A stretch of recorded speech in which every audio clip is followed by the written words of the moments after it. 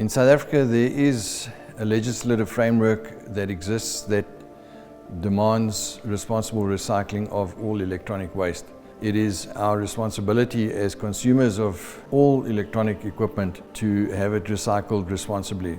First of all, we make sure that the service provider that we engage with is a compliant recycling company that has got all the necessary qualifications, licenses, permits, and a potential certification to do the job.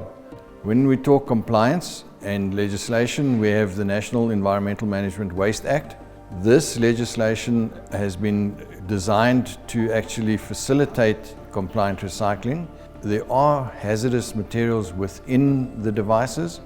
Left lying out on a landfill site, these hazardous materials can leach into the groundwater. With a very large informal recycling network in South Africa, you often may find that these recyclers would go out, offer the best rates, and then claim to go and recycle them. They may even issue certificates to say that this is what they've done.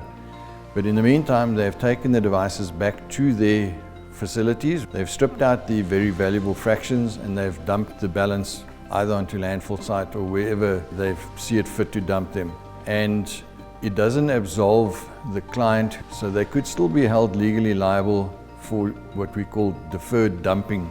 With the global generation of billions of bytes of information every single day on IT equipment worldwide, this information is stored on data storage media like hard drives, and very often the informal recycler would take this equipment and they would not sanitize that information or erase it, and this information could end up in the wrong hands. Those standards dictate that whatever we do, it follows global best practice. So that has all been developed over the years by specialists within the e-waste recycling sector globally, and we've made it our business to adopt these procedures into our business.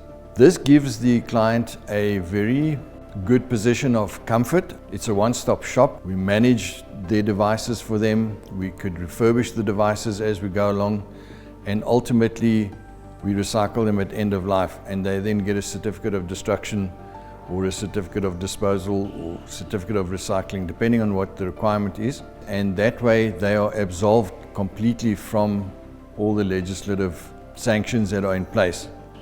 Typically, if you don't comply to the legislation and your devices are found dumped in the bush somewhere, you could face fines of anything up to 15 million rand or 15 years or both.